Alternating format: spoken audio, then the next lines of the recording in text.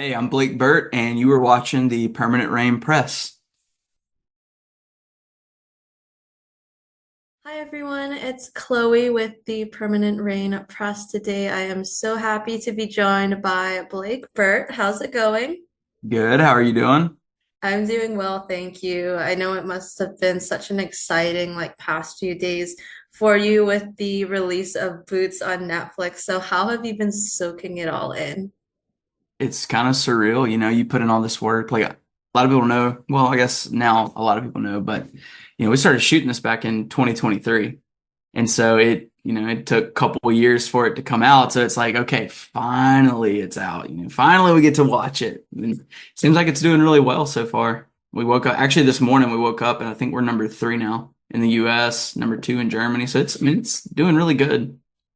Yeah, it's steadily climbing up there in the charts. But yeah, I know it was 2023, then it was the writers and actor strikes that kind of put the project on hold and made you come Yeah. back in 2024 to kind of really film and complete the project. So I'm so excited to kind of dive into your experience doing so in New Orleans with everyone. But to start off, what can you share about your background in the arts and what sparked that passion in you to pursue this field as a career? Yeah, so I mean, when I was growing up, started off like, I come from a household that really supported the arts. My dad was a singer, had a music store, he was in a band, he played instruments, which I did not get that gift of playing instruments. But I did sing. That's kind of where it all started. And I sang in the church choir. When I got into like middle school, I joined the show choir, and then high school, the high school I went to was like top 10, top 25 in the country for show choir. So, that was like my first like on stage, like live performance. And we'd travel the US going to do a few shows. And anyways, my mom and dad, I think it was when I was in high school, I think I was 15 or 16, started doing background on films and TV shows just for fun. And they were like, "Hey, you want to come do this?" And I was like, "Sure, yeah, let's do it. Why not?" And anyways, went and did background. We're coming back. My dad and I are in his truck, and he's like, "You really thought about like acting at all?" And I was like, "Yeah, it seemed kind of fun. Like, what? Let's give it a shot." And so, kind of just dove in, and that's kind of what brought us to this. I love that your family was so supportive of it and actually really encouraged you to maybe take that next step from background work because I remember I used to do background acting when I was really young and I guess I didn't have the same spark to continue with it, but it's so Yeah. nice to see it work out. And yeah, I know your father was a musician pillar in your community with his music store and Yeah. I know you did some pop covers as well. Kind of, you don't post Yeah. as much now, but you did so before. So it's like the Kid Yeah. Laroi, Ed Yeah. Sheeran. I'm curious with the show choir background, like who are some actors or different TV shows or movies that really inspired and influenced you in your journey? Okay, so this obviously you have people like the greats when you get in the industry and you're researching like who do I need to look at, who do I need to watch, and you watch people like Belle and Brando and Leo and Meryl and all these people, and they're all inspirational, and I feel like when you're watching any of the greats, they all are inspirational in the sense of how they're going to shape you with what you go to study and grow in. But I have a very different answer. I actually have a dear friend of mine that I've known for about a decade. His name's Robert Livingston. And I'll never forget, we were in class actually together. I got him to come to an acting class I was in LA, and I watched him work. And he had told me, he's like, "Yeah, I've done this show, a couple things." And he comes into class, and I watched him do a scene, and for the life of me, I cannot remember what it was, but I just remember watching him work and the scene that he did, and it was absolutely incredible. And I was like, man, this guy, he's so good. And at that point, I only knew him for a couple months. And so I'm watching him work, and I'm like, holy crap, like whatever he's doing, I got to figure that out because this dude's good. This dude's really good. So I would say, honestly, say he kind of inspired me to be better as an actor. Because like in the beginning stages, it's fun. You're working, you're getting little jobs here and there, and you're like, I'm an actor, I'm an actor. And then you really dive into like the craft of it, and that I think was a big moment was watching him for me. It's so nice to kind of have those people in your life that maybe you can turn to when you need a bit of an extra boost or maybe help with a new project you're working on. It takes you back to that moment and really why you fell in love with the craft? Honestly, if I had to, let's see, I would honestly take it back to like Pitch Perfect too. That was like one of my favorite projects I've worked on. I would say that and Boots, but outside of Boots, I would say Pitch Perfect too. That was a moment where I had literally just, that was like the segue into more of a film opportunity. I was actually up for a singing show at that point, and I got an offer to do Pitch Perfect, and I was like, oh my God, I got to do this, and the casting director called me, Hank, and was like, listen, man, you need to do this. Just trust me. And I was like, all right, bet, let's do it. So, anyways, you get onto that set, and you're just like, I'm a little small fry, I'm from a small town in Mississippi. Now I'm working on Pitch Perfect 2 as a singer in the Troublemakers, and everybody met me with so much kindness. You just kind of you get onto this set with so many talents from all over, such big names, and you get a little nervous. I was like, oh my God, like, what am I doing here? Like, am I going to be able to do this? And then everybody's so kind, so welcoming. I don't know, that kind of set the stage for how I expect sets to run going forward. So everybody was cool, it was a very peaceful environment, very fun, very uplifting, very vibrant. So yeah. How was it being able to make use of your vocal skills for that performance of Lollipop? And what was like the choreography involved in that? God, that was honestly probably some of the most difficult stuff to shoot was the choreo, but I'll get into that. But as far as the singing goes, I had not recorded in professional music studio. I think maybe one other time when I was younger, and so that was super nerve-wracking because you had like I think it was Deke Sharon, Ben Bram, all these guys that were working with the vocals on it. And I remember being just so nervous going back there. I was like, oh my God, I'm gonna screw this up. I'm gonna screw this up. But they were so supportive. And granted, I don't have like a lead vocalist spot in it, doing the background vocals, having a couple little spots. I don't know, that was one of the coolest moments when you're like, I'm like 19 or 18 at the time. I can't remember, I was younger, but it was such a cool moment. But as far as the choreo is concerned, the choreography, that was a blast because that brought me right back to show choir, singing and dancing. We're on stage. It's me and a bunch of the dudes. Like we're just having a blast. And I'll say we did each of those numbers like 30 times. And so like by the end of the day, your knees are bruised from like doing the little knee slide thing we do and other stuff. But it was incredible because you have an auditorium filled with, I think they actually had like 1,200 people that were background in there. So you're performing live in front of all these people, but over and over and over again. And it's like, oh my God, my legs hurt. I'm young and I was in better shape back then and I was still getting beat up on doing it. But yeah, it was an incredible time. So, not including Boots, like would you say that Pitch Perfect 2 was the most pivotal project in your career so far? I would say, yeah, that was the moment where I was like, okay, I love film. I love the idea of film and TV. That was a very pivotal moment in making that transition. I would say one of the other films would be The Reliant, because that was one of the first few films where I was one of the leads. It's a lot more on your plate, and I felt responsible in a way. But it was also an incredible moment too. I actually got baptized in that movie, like in the river. That was my real baptism, which was an incredible experience. I was like, what? I wasn't expecting this. But they let me shoot it. I was like, look, I want to do one take of this and one take only. And they're like, sure, let's do it. And yeah. It makes it all the more meaningful. You're not having to do this Hmm. take like 5, 10 times, right? It happened once. And Hmm.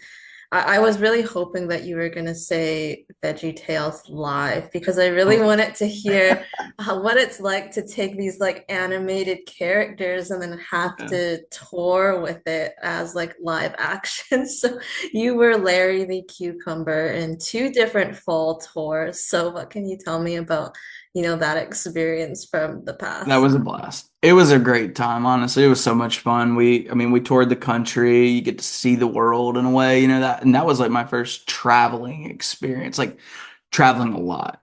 But again, the cast, I made lifelong friends on that show. Like, and also that was like my first like real job. That was like my first real job traveling. I don't know. It was a great moment. I still think like as far as like transformative in the terms of like where my career was going to go, the other two, but that one that holds a special place in my heart just because I grew up watching the animation of it as well. And fun fact, like 5 years later, I ended up doing a movie with Mike Naraki, who was the voice for Larry. We ended up doing a movie. My friend Rose, she actually wrote the movie and starred in it. It was The World We Make. So I met her on that set, and while we were shooting it, Mike walks in, and I recognized, I was like, "What?" They knew each other. He ended up doing a little small part in that movie, and I don't know. It seemed like a full circle moment.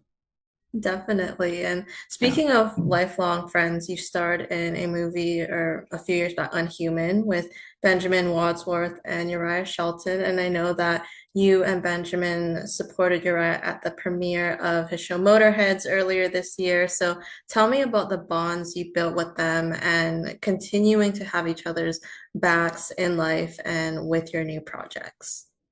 Okay. First off, those two guys, incredible human beings. Two of my best friends now. They're extremely talented. So anybody that's watching this in the entertainment world, put them in your next show.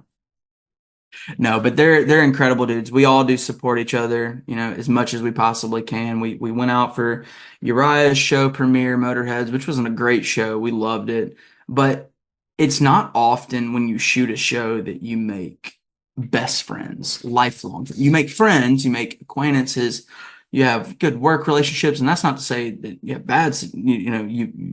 Like you're working with people that aren't good or any. I don't know what I'm trying to say. I guess what I'm saying is you don't often take away best friends every time you work. I've gotten very blessed on Boots and on Unhuman and some other projects where I've met people that I'll consider best friends for life. And these two dudes, I don't know, they exemplify like loyalty and honor and integrity, and they're just good people. That's so nice to, carry these people with you in life and as you continue to all grow your careers. We will get into that new project now, Boots, where we are discussing spoilers. So a warning for all those watching, please make sure you have finished season one before continuing. What can you share about your audition process and what drew you to the project and your role of John Bowman? Okay, well, the audition for it took forever. It was great, but we went through, I don't know, 30 plus pages of dialogue over the course of like a month or two. And it's like you read, get good feedback, and like, all right, we got to call back. And then you do the call back, and you're like, oh, okay, I haven't heard anything. It's been a week, and they're like, hey, they loved it. We got some ideas. We want to see you do this now. Here's 12 more pages, and we're gonna, tomorrow morning, we need you to read for it. And you jump on Zoom, and you're like, in my mind, I'm like, oh my God, this is my chance. It's at first, John was a smaller character. And then it kept evolving as the process went on during the audition process and ended up becoming a series regular. So that was really cool, honestly, to watch it go from like a smaller, recurring guest star to becoming a series regular. But I would say what drew me to John was I saw a little bit of myself in him. Like the difference was in our home lives. Like my parents were very supportive. I think John's home life was very different. Not the support system he needed, but we both struggled with our weight. That was a huge issue for me growing up.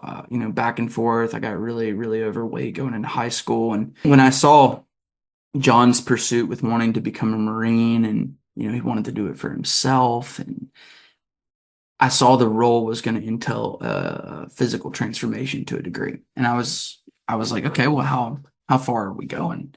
And originally they wanted it to be, 30 or 40 pounds because they don't want to put too much pressure on actors to do these physical weight transformations. But when I was watching, I was like, John seems like the guy where he has it in him to go further.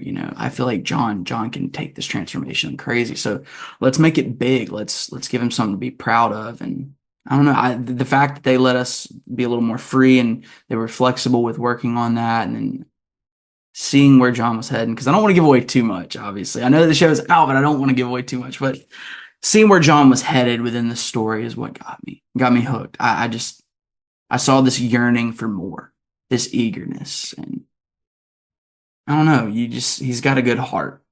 And I think every character in their own mind is really just pursuing the same thing we want. We want to be loved. We all want to be loved, right? John exemplifies he's just wanting some love. He just wants to be cared for. He wants somebody to tell him good job that he's doing it. But he finds his way to be like, I'm doing this for me now. I'm not doing this for y'all. This is for me. That's what got me. How did you prepare for the role in pre-production, and were you given any material or resources? Um, I'll say physically prepare. I ate more food to get a little bit bigger. When I originally had gotten the audition, I was actually losing weight because I had gotten pretty big. So I dropped like 25, 30 pounds. And then when I got the job, I was like, well, I want to be able to lose that weight for the show. So I put on a little bit more weight. Back up, I think it was like 317. We'll call it close to 320 pounds. So I was, prepping for it. I put on a little more weight to go into it a little larger to kind of, make that transformation larger or bigger. But as far as preparing for John, I don't know. I kind of went through some of my old childhood memories of how I felt, being the overweight kid, to go back and relive those moments. And like, I wanted to feel that same pain in a way that I felt when I was younger so I could relate to John more. Because obviously, you heal as you get older. I've forgiven a lot of the things that were said to me when I was younger. But you got to go back and you got to touch on it to really relate. And when I did that, I was like, man, God, what John's going through, and then stack a hard home life on top of it. Can't imagine. And uh, it was a lot. It was a lot, crafting that backstory. I can only imagine. Like I'm happy to hear that you've kind of healed today, but it must be like it's a culture shock kind of taking yourself back to that time and trying to Yeah. relive those emotions. With respect to the Marines, did you do any research on the Marine Corps, Greg Cope White's memoir that the show is based off of? Did you read The Pink Marine? Yeah, I did read it. Great book. Greg, Greg, Greg is incredibly brave putting a life story out there. I think anybody that's willing to put their story out there for the world to hear is extremely brave. So shout out to Greg for that. Great book, and he's such a talent. I have a bunch of friends that are Marines, so obviously I went to them for advice. And what's really cool though is we had Marine advisors on set for us. Travis Newman, Mac, Sammy Gunny Smith, incredible guys. So being able to sit down with them when we went through like this little mini boot camp, nothing like the real boot camp, but we went through a mini boot camp, and then kind of another small one for each episode as they introduce new elements like the O course, the confidence course, things like that. But being able to sit down with them and pick their brains for like the small subtleties, that that was a blessing to have them on set. And they were incredibly welcoming, and they gave us a little taste of what it was like when they were yelling at us, helping the DIs get in our face some. I imagine it was very, very loud on set. Can you share some insight into how you shaped John and the effect of his upbringing and life at home in season one? I know that we don't want to get too much into what could be explored in the future, but there were some great scenes of John and Cody when they were younger as well, and then also played by you and Brandon when they were a bit older, and we kind of get a glimpse into how they were always pitted against each other as twin brothers. Yeah, you had that parental environment at home where you have one parent that's more supportive of one than the other, and John obviously had his mom that had his back, but every young man really wants their father too. You want both parents, obviously. But when you have a father that's pitting the sons against each other, and then the other son doesn't feel like the mom looks at him as much, take care, nurtures him as much, you get this lack of masculine support and a lack of feminine support, and you really need both. It's a balance. It's a balance. You need both. And so when I'm looking at them in their younger years, you see like, well, I don't want to crap. This is tough because I'm like, oh, I could talk about this, but it's like, oh man, I don't want to give away too many spoilers. When you watch the flashbacks, it puts it all together. You see the pain start to slowly unfold between the brothers. And I don't know, John obviously loves Cody, and Cody obviously loves John, but there's just something that over time you start to grow numb. And I don't think the love ever goes away, but it definitely gets harder and harder and harder as time cements those feelings in, you know. Definitely with their father, he makes Cody responsible for John's weight, which is just so unfair, at their young age to kind of tie them together. In your eyes, do you think they ever had good moments with each other and with their parents? Yeah, I think there had to have been some good moments at points. I don't know if we're going to see that in the sense of flashbacks necessarily, but I think there's obviously got to be moments whether they were both sitting on their beds, jamming to Foreigner or whatever music Cody listened to with him. But there's definitely had to be some good moments there. Me and Brandon sat down and discussed our backstory with, Andy and Jennifer and Greg and Peter who shot the pilot. We sat down with them and discussed some things. And I think between Brandon and I and our alignment on our backstories, it's going to set up a really good spread for season 2 if we get renewed. What's really interesting is you mentioned like the mother being more supportive of John, and we do get kind of glimpses of that. I don't believe we see her like in present day, but you almost wonder like what her role was in their childhood, like if it was very passive and submissive in a sense, because we just see so much of like their father coming into their room, telling them to go for their morning walks. And you see, like one can only assume that the same pain that John's receiving from his dad is probably the same type of treatment the mother was getting at home. And I think that's honestly what bonded John to his mother. And you see that with the letter being sent. And again, I don't want to go into too much on that, but yeah, I think the connection there was, Cody to dad, John to mom. Poor Cody, though, you look at him and people kind of, demonize Cody, and from an outside perspective looking in, you just got two kids that are pitted together and broken. They're hurt. They're filled with pain and from their household upbringing. I don't know, you understand Cody more and more and more as you go through the season. You understand John more and more and more as you go through the season, obviously, but you start to get a heart for Cody. You give him some slack in a way. At least I do. I do from the outside looking in. John, maybe not so much. Not as much.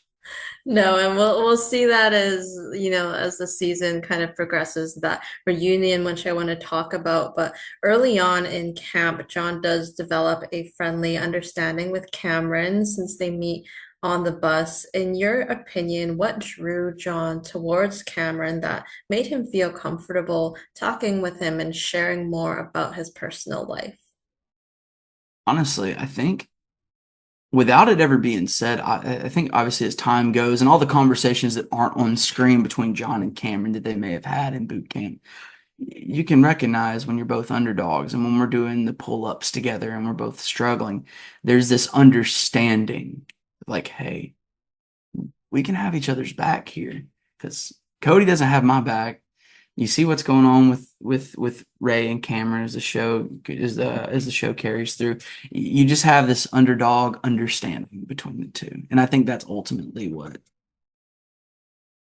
what makes him more comfortable with divulging into his past with Cameron. It was so kind of nice that scene where, John had to go washroom and Cameron was just holding the bucket there and he apologizes, for making him do that. But there is that understanding between each other and they want to help each other out if Yeah. they can. Now, you mentioned you and Brandon did come together to discuss your character's relationship. Did you rehearse and prepare together, or did you also do that separately, given the divisive nature of their past? Well, so me and Brandon actually like became best friends in real life. So I mean, obviously we would sit down with each other. We both obviously aren't the types where we want to rehearse things to where they become robotic. We would sit down and discuss and, read it out loud to hear it, but no pre-planning type of stuff. And I don't know, we just worked so well together. It was just very organic. The chemistry was great between us. I don't know. He's one of my best friends now. He I'm trying to think of a moment between us when we were rehearsing. I think it was when we were in my apartment. We were gonna sit down to go over one of the scenes. It was it was a very emotional scene. And it was like after 5 minutes of reading, we were just like, we get this, we understand this. We are basically brothers. Like we understand this. We understand John, we understand Cody. And we just went with it instinctually. And I don't know, everything came together really well for us. I know that you're actors and you're friends, but is it always hard to see how much Cody puts down John? Like Yeah. in this show, it's he's right there and he's basically saying, you're gonna fail, you can't do this, you should just pack your bags and go home. Yeah, it was all fuel for John though. It's pain, but it's fuel. If anything, Cody was giving John the gasoline in the tank he needed to do it more for himself. Like obviously John went in and there's a part of him that's like, I got to do this because my whole family did it. All of my family has joined the Marines, since the Civil War. He did it for that reason, but as time goes on, he's like, no, no, no, no, no. This one's for me. So I think with Cody doing that, it helped propel him forwards. It was a catalyst. And with Brandon, I know you two golfed together. You went on some kind of road trip. So, was it this thing where you met initially and you knew you were going to be close, or did it take a bit of time to like Yeah, I develop took that one look friendship? at him. I was like, man, I can't stand this guy. No, I'm kidding. No, we actually I was going up for my fitting. We were in New Orleans, so we all moved to New Orleans to get ready to start, and everything kept delaying. I went in for one of my fittings, and Billy Ray was like, "Oh, you've got to meet your brother. He's a great guy. You're gonna love him. He played football for Alabama." And I was like, "Oh God, Alabama." No, I'm kidding. But he ends up they go, "Oh yeah, he's right around the corner. He's gonna pop in and say hello." I was like, "Cool." He comes in, he's like, dude, great to meet you. Just his vibrant personality. I was like, all right, me and this guy are going to get along very similar. And I'm looking at our headshots and he hates this, but I'm like, yeah, we're basically identical twins. We're equally as strong. And that's how I introduce us to everybody. I'm like, this is my identical twin. And he's like, okay, fraternal twins. Nope, it's identical. We're identical twins in my mind. But he's a great guy. I love that story. It's so nice to have these moments that, you remember the first time you met him and you Yeah. can tell that for years to come. Can you share some insight into filming the obstacle course in episode 2 and how they filmed that scary rope fall? We were so tired. You shoot that for so long, it's so exhausting. But I'll never forget when they cut the rope, like, oh crap, here I am already giving spoilers. When we get to the obstacle course and I'm looking up at it and we're about to do the first take running through it, I was like, oh my God, well this is an actual physical test for me at this point. Looking over at Brandon, looking back at the course, I was like, crap, dude, I actually have to try to keep up because I know he can do this. I don't know. I was getting some of that self-doubt, like, can I actually get over the wall? Can I actually get over this bar? Can I jump over the logs? I don't know. Leading up to whenever we go to do the rope climb, I think it's the very last bar that we have to pull up and flip over. I go to jump up and I split my hand because it was just so hot and it didn't have any give. So like right there, I just like ripped it open and I guess like, everybody thought it was a blister at first. I was like, I didn't have a blister there. So the medic comes over, she starts pouring alcohol, and I'm like, oh my God, ow. And it's like losing. I'm like, this crap hurts. And it's a big one. It wasn't a blister. And Brandon's messing with me. He's like, oh, he popped a blister. I'm like, it was not a blister, dude. It was not a blister there. It actually just ripped the skin. Well, we're doing the rope scene literally the next day. So I've got this like cut open on my hand while we're doing this. Luckily, I don't actually have to fall and hit the ground. But the very first take, they're like, yeah, we're gonna drop you. We're gonna, stop before you hit. I didn't realize how close we were actually gonna get to the ground. So the fear that I felt, I thought I was gonna hit it. They stopped me like, I don't know, 3 or 4, maybe 5 feet from the ground for that fall. Terrifying. Then it got fun. You get like a couple takes and you're like, all right, this is kind of fun. You get the butterfly fall feeling, I liked it. But the stunt guy who actually did the fall for me, kudos to him. Looked great. He crushed it, knocked it out of the park. I mean, we are discussing. I do kind of want to get into spoilers, so no worries about that. Yeah. But it's interesting to know how that was filmed because so they did kind of have you on a rope, and the rope Hmm. itself did fall. Yeah, so they harness you up obviously for that. Just we had to learn to climb the rope, which crazy thing, like in the beginning, especially at that weight, I genuinely couldn't get up the rope. I was struggling. So I mean, it was very real for me being like, oh my God, I don't think I'm gonna make it up this and feeling that like holding on. They weren't holding my harness super tight, pulling all that weight off of me at first. It was me holding myself. And then as the scene progresses, they would start to tighten up, and then yeah, that fall. It was a cool way of shooting it. I mean, we did a couple takes. The harness situation is very uncomfortable, extremely uncomfortable. Uh, yeah, I don't know. I don't know what else to say about it. The harness is incredibly uncomfortable.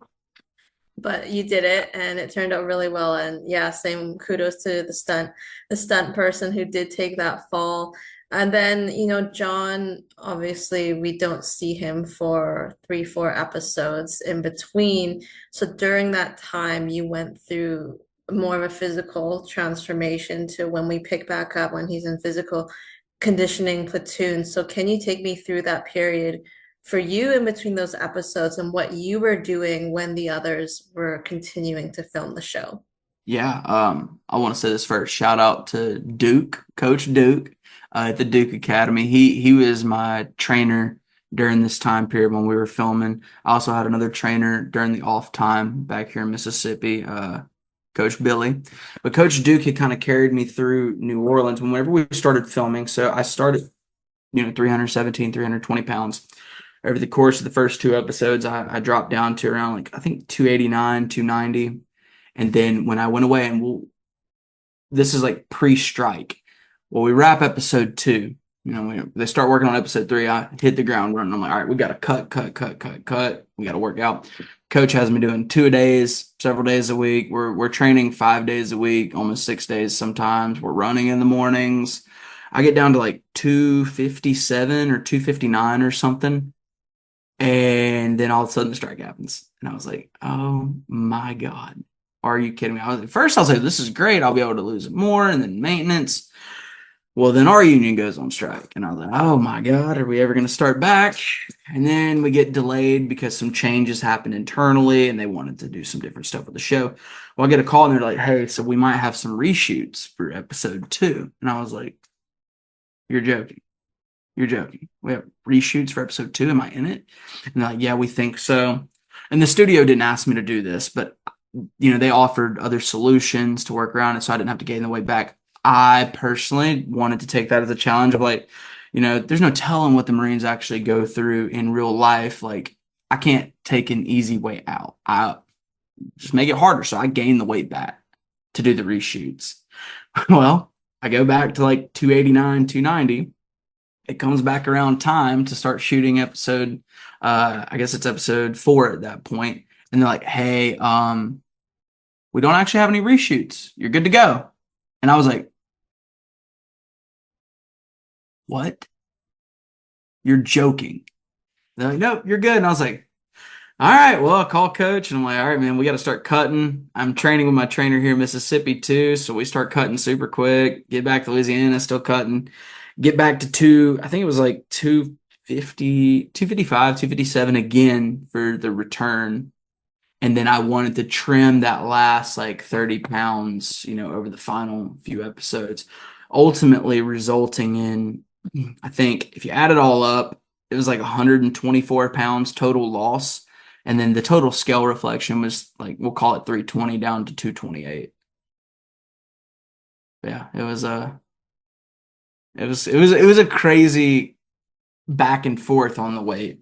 And I had some trouble with it at points. You plateau at times. It got to a point where we were doing 2 days, 3 days a week. And then some days on those 2 days, we were waking up at 5 in the morning and going and hitting like a 5K on the levee and then coming back and resting for like 30 minutes, then going into a 2 hour workout and then going home. And eating lunch and resting and taking a nap for 2 or 3 hours and then waking up and driving back to his facility to go train for another 2 hours. And then, I also wanted to see my cast. Like I was down there living away from my family, away from my girl, away from my friends, and then my cast is working. I was like, I'm kind of bored. I'm playing video games.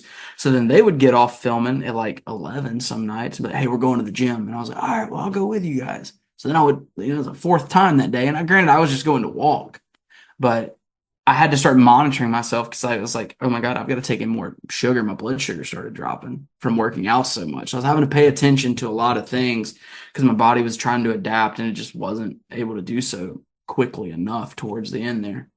But yeah, overall, it was a crazy experience. I don't know if I want to be 320 pounds again. I'll say that.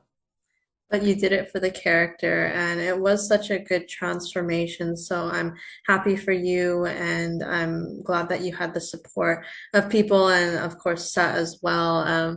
I guess film, movie making, TV shows always changing. So it's funny that you had the same reaction when they told you about the reshoots, and then they told you, oh, you don't have to to do them anymore. But But I gotta say too, Netflix and Sony and the whole production team, the amount of support and like nurture that they gave me throughout the process, checking in on me, making sure, I had my meals taken care of, just the trainer with Coach Duke, like the studios really, they looked out for me. It was really nice.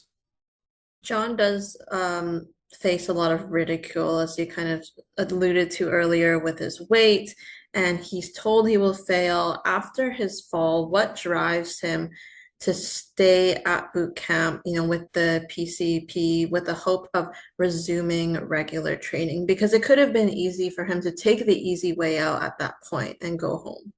I don't think that that's John. I don't think John's spirit's taking the easy way out. I think if he were to have given up in that moment, there's a couple things. He would be proving everyone else right, and he would also be letting himself down and letting Cameron down.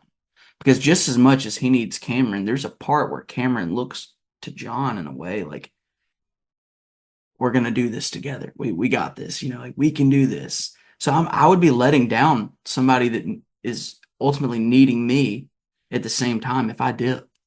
And I can't let that happen. I've got to get healed up. I got to get better. I got to lose this weight so I can stay in it. And it's not just for it is for me. The sentiment as John is I'm doing this for me, but it becomes a higher purpose. It's not so much about the people that have hated on me and who ridicule me. It's more about the support. And that correlates back to my own personal life too. I hope when some young kid watches this and they're struggling with their weight, struggling at home like that they're gonna look to this and be like, wow, hey, like John Bowman did it. Like Burt did it. I can do it. And if it can help one kid, then it's worth it. It's definitely like a fight for the underdogs. And take me through the dining hall dialogue between John and Jones and reverting on his plans of taking the high road Yeah. with Cody when they meet face to face. I think it's like, that moment kind of just makes you think about like when you're with your boys, like, oh yeah, dude, when I see him, I'm gonna tell him what's up. I got this. Like, I'm gonna just tell him how it is. And then you get faced with it and you get caught off guard and you're like, oh crap. And you freeze. I think that was just a moment of like, what is it, being discombobulated? Like you just don't know. You're like, oh my God. And then it just comes out like, F you, Cody. I don't know. It was a hilarious moment because I could see that happening to me in real life, honestly. Just like going to see one of my buddies and I'm ticked out and be like, you know what? I'm gonna just let it go. I'm gonna let it go. And then be like, you know what? Screw you. I don't know. It was a funny moment. I don't know. I don't know how else to say it. That was honestly like it was one of my favorite scenes just because I thought it was hilarious. I think it was impeccable timing and delivery as well. A bit of a hypothetical question, but had John known that Cody turned quickly after the rope fall, called his name with concern, and that he almost wrote John a letter asking if he was okay, would he have reacted differently? I think, yeah, because I don't think Cody had voiced any concern or care about anything up until that point for a long time. I think that would have at least given John some type of like insight into Cody, where Cody's heart really stood, because I think there's hope that Cody cares for him, but I mean you got to see it. It's like a show it, don't just say it kind of mentality with it. And I think that would have changed some things. Definitely, because he says it multiple times. He's like, I've lost my brother a long time ago. Like he doesn't think that that side of Cody caring for John is even existent anymore. And then they receive word that their father has passed, offered 72 hours to return home, but would have to finish training with different platoons. How is John processing this news, and can you expand on his decision to stay? Ultimately, John has to stay. He has to finish this out and see it through. I don't know if, personally, as Blake, I didn't go through that type of physical or emotional abuse growing up, and I can't attest to what that's truly like to go through it. Um, but I think John, with what he went through, doesn't feel inclined that he owes it to go home. But I think that he does owe it to himself to stay and see this through. I like that he says to Cody, I'm where I'm supposed to be. And he's answering for himself in that moment. And Cody tries to convince John to come home with him. And that only angers John. Communication's always been so difficult between the two brothers. But this time, John doesn't hesitate in telling Cody that he doesn't need him. How did he feel after that conversation at night?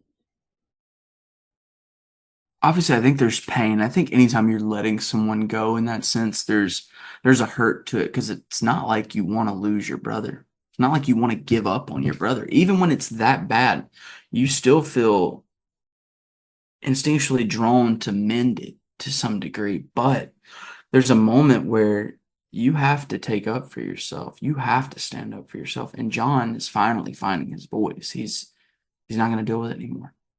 He's found his people. He's found his calling. He knows where his heart stands. And I think deep down he still hopes the best for Cody.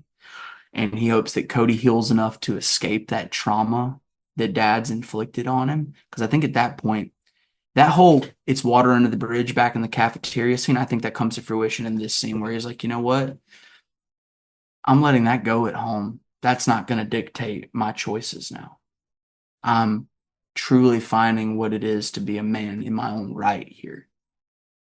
That was such a pivotal moment for John. And I think that he really does hope the best, and he does hope Cody stays. I think he hopes that he stays there so that he can also find that freedom away. It really was like a cutting of ties in John's eyes for that relationship. And then the Mm. day after, having Cody physically come at him during the crucible, what is John thinking watching Cody be subdued and being forced to leave camp? Incredibly hard. I mean, I think you're watching a hurt kid, and a hurt person will try to hurt somebody, right? And I think John recognizes that. He knows Cody's hurt, but the John at this point, he's cried all of his tears. All of his tears have come before he got to boot camp. They came in years prior, growing up and feeling that. So, I mean, obviously the pain's there, the tears aren't, if that makes sense. Obviously it's hard watching your brother be subdued like that and held down. And at that point, really all you can do is pray and hope, remain hopeful for him. But it broke John's heart a little bit to see. I want to touch back real quick to that moment when he's on the ground. There's the shot when you're looking at his eyes and his eyes are fluttering, like everything's flashing before him. Watching that be shot, watching Brandon shooting that scene as Cody, it was incredible. It was honestly heartbreaking, genuinely heartbreaking to watch it, and he absolutely knocked it out of the park. That was actually one of the moments I look back to where I'm like, man, that is so good. I had to shout that out because that was an incredible shot. It feels good. That's the thing. It feels so good. It doesn't just look good. It feels good. But anyway, sorry, go back to what you're asking. But No worries. It was just about the graduation. Like, how does he feel having graduated without Cody, like at the bar, but he is celebrating his transformative journey at that point in time. right. I mean, obviously it's good to know that I proved everyone wrong. Obviously, but again, John at that point's doing it for himself. But there is, you have that in the back of your mind, like I proved him wrong. I did it. I did it. And as far as Cody's journey, I think at that point we're so separated. John's focused on his moment. He made it through. He's celebrating. He's enjoying that time finally out. They've been exhausted. Now they get to have a beer and just kind of relax. I think it's a moment of relief, moment of pride. It's a celebration. I think he wishes that it would have been different with Cody, and he wishes Cody was there though. It was such a sweet reconciliation moment between John and Cameron as well. So I'm sure it was nice to kind of have that written in where, he thanks him for that third pull up and he says it was all John. No, it definitely was. And I mean, I think that it's little things like that where somebody gives the slightest bit of gratitude for you as a person. And I think that one moment really gives John a lot of, I guess, happiness would be it. It makes you feel so good to know that you actually were able to play a part in someone's story for the better, because that whole life leading up to that, it was always you were a negative. You were a net negative in people's life. You were weighing them down. And now you're a positive. I don't know. There's just something beautiful about them. By the end of season one, how do you think John's personal definition of masculinity has changed, as well as his views on the Marines and their mission? I think his views about the Marines and the mission of it stays the same. I think he's always looked at it in such a high regard. These are the men that go on the front lines. These are the men that are out there protecting us as a country. I don't think any of that changed. It only strengthened. And, the honor that he feels to be a part of that now, to truly be a Marine at that point, it's invigorating for him. Um, I think as far as masculinity is defined, John is a little bit softer of an individual. I think soft encapsulates it best for him. But I think his definition of masculinity is what he plans to exude to others and be there for people. There's the opportunity to be a support system, like a father to a son. I think that he wants to be that in a friend to friend mentality. And I think that that's going to shape him throughout the rest of his life when he finds his future partner and they have children, and he can be a better father to his kids than his father was to him. Ultimately, I think in a masculine sense, it's going to propel him to truly help people. And I think that's what it's all going to boil down to, is he is going to be able to help so many people. Season one ends on a bit of a somber note with the First Persian Gulf War on the horizon. John is preoccupied at the bar, so we don't see his reaction to the news. But how do you think he'd react to the developments and their possible deployment to Saudi Arabia? I think he would be like, "Oh shit." I think most of the guys would be like, "Oh shit, we might be going to war." I think that's as simple as it can be. Like, holy crap, this is life now. Like, we might actually be going to war now, because you come out of boot camp, you understand what you're getting into, but it hasn't hit you yet, right? I think if he would have been, once John notices what's happening, which the audience doesn't see, I think it'd be a real oh shit moment. Kind of like in the cafeteria when he sees Cody, like, what? Oh shit, like same, like oh my God. Yeah.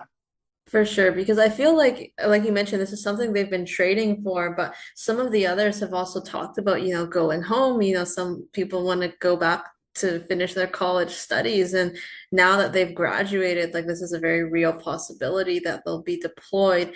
Is there anything specific you would hope to see or explore if renewed for a season two? I would like to see the Bowman brothers more in season two. You hear that? Andy, Dominique, Andrea, Mel, Jennifer, Greg, the Bowman brothers. Come on. Maybe they need their own like spin-off of what Dude, happened okay. before we meet them Obviously, in when we're hanging boots. out, we've said this. We were like, dude, if we crush it in this, maybe we get a spinoff one day. Who knows? I don't know where that would go. I do think it'd be interesting to dive into more of their past because we got those kind of snippets. But Hmm. obviously, you would love to work with Brandon again. And we kind of Oh, don't yeah. know Cody's status at the end of this show. Obviously, he's Right. kind of Yeah. forced to leave and at least can't finish with the rest of his platoon. But I think the possibilities are endless, and I'm excited to see where it goes from here. So, everyone, please watch Boots. I know you also filmed in a defunct naval base, and that stood in as a Hmm. training facility on Paris Island. So, how are the sets and environment for you, and how did it really add to the weight of the narrative? I can tell you this. I mean, when we're running those scenes, like out on the track and the PT and stuff, I don't know how humid it is at Paris Island. I can imagine. I can't even imagine how difficult it would actually to be in Marine boot camp. But when we were running these track scenes, when I'm 300 pounds in the humid heat of New Orleans, uh, pretty rough. It was pretty tough. I mean, like it was hot for everybody and it was difficult for everybody. I look back because now I'm a lot smaller than I was, and I'm like, man, I still don't like running when it's like 80 degrees, and it was like 104 and 95% humidity there. It was tough, but I'll tell you this: the set designers, everybody that was working on the props team, I mean, the entire crew knocked it out of the park to make it look as realistic as possible. And it was kind of weird. You go to an abandoned base and then it's like full of people and you're shooting the show there and there's so much life. And then we wrapped it. We golfed at this golf course, it was right down the road from there. So I drove back over there once we had wrapped up shooting over there just to look. And it's like, you take everything down. It's like nothing's there. That holy crap. There was like so much life here yesterday and now there's nothing. It's just weird. It definitely added, I'm sure, to the experience and filming. The bunk rooms, were they on a set or were they also at the facility? They built all of that on stage. Shout out to the guys building it. Fantastic. It was incredible. When we first got there, like when we first saw the set, I'll never forget, I walked in, I was like, wow, how did they do this? It was impeccably done. And I know that the advisors were also used in that sense to make sure that it kind of was authentic and it came across that way. As a viewer, there's a lot of screaming by the sergeants, drill instructors in particular. How loud was it on set, and how did you protect your hearing? Well, it's funny. It's like it wasn't so loud you needed to protect your hearing, obviously, but the yelling was hilarious. I mean, honestly, it's extremely difficult to not laugh. Like you shoot this, and there's so many heavy moments. Like the show's so much funnier to watch than it was to shoot because it's like as your character, like it's not necessarily humorous when you're getting degraded and screamed at, but it was obviously because like they're calling me Happy Meal and pig shaped marshmallow. It's pretty funny to hear. But I mean, the screaming was crazy. I mean, when you watch it back and you see them, I mean, Howitt, McKinnon, Knox, all of them, they absolutely crushed it. I mean, they're phenomenal. Howitt sticks out the most because he roasts me the entire time. Every time he's near me, he is on my case. And when we were first rehearsing, Nicholas is a very high energy person. Absolutely love him, and he's such a talent. We were rehearsing outside I think it was like stage 2 at this point. We had not started filming, but we were, doing our PT. Like they were doing like some camera tests with us in our PT outfits. So they had him going through, and he is like, "Oh, we got Happy Meal!" screaming. I'm like in front of the executives that are watching us do this, and I'm just trying not to laugh, just trying to keep it together, doing like air squats. That was when I knew I was like, okay, we're gonna be in it. It's gonna be crazy. That's a pretty good impression of him, I have to say. Like the intonation, the inflection in Yeah. his voice. How was it working with the crew and creative team, particularly Greg White and your showrunners, Andy and Mhm. Jennifer, and their vision, like, episode to episode? Oh, they were absolutely phenomenal to work with. You you don't always get so much freedom as an actor because the directors are wanting you to do certain things. Some you do and you don't, right? They were so easy to work with, along with Peter, who shot our pilot. Um, I don't know, they were some of the most easygoing, relaxed, very intentional with everything people that I've ever worked with. It was a blessing to work with them. And they're just kind people. They're good people. They listen, they're understanding. They nurture these characters in the script. Andy and Greg and Jennifer have been working on this for years, and I don't know, it's incredible to see it all come to light. Can you tell me about the cast relationship and how you all bonded together in New Orleans? It's like being trauma bonded at the end of the day. You go through this show for 2 years. No, I'm not really trauma, but it was honestly great. I gained a lot of brothers. Truly, true brothers. Like we all still text, like especially now, like daily. But we have our chats with each other, and we all keep in very, very, very close touch with each other. I still golf with Brandon when Kieran's back in the States. We golf, talk to Rico, Dom, Miles, Angus, like Max, everybody. Nicholas, just saw him. We all still talk weekly, daily. I don't know. It's awesome. And everybody got along super well. That was the thing. When you have this large of a cast, not that there's ever bad stuff that necessarily always happens, but it's like some people's personalities just wouldn't jive. On this one, we all jived. We all got along. Everybody got along, which was crazy. And you were also just in New York for Boots Camp to kind of promote the show. So it must have been nice to see kind of a group of you together in person to celebrate. It was cool. And we all got to spend a lot of time together there. And it was nice seeing the audience feedback because they did like a little clips and conversations piece before the Boots Camp. And I don't know, you see these scenes played back, you see the audience like absolutely just loving it, and they want more right then. They want to go home and watch it right then. I don't know. There's just something you feel proud. You feel very proud. It was an incredible week up there in New York, and I'm so happy for the guys, especially Miles and Max and Liam. Uh, they just knock it out of the park. They're so good. Well, I hope that it's not the end for these characters and, it's such a phenomenal show. So fingers crossed for more seasons. Do you have any upcoming projects that you can share?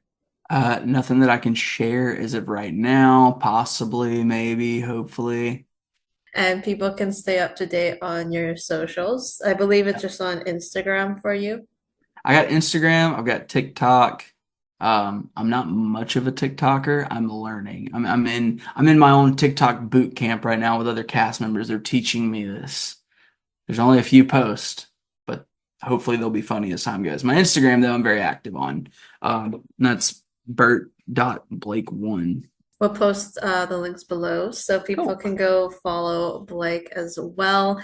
I have one more question for you, our signature question. If Okay. you could be any ice cream flavor, which would you be and why?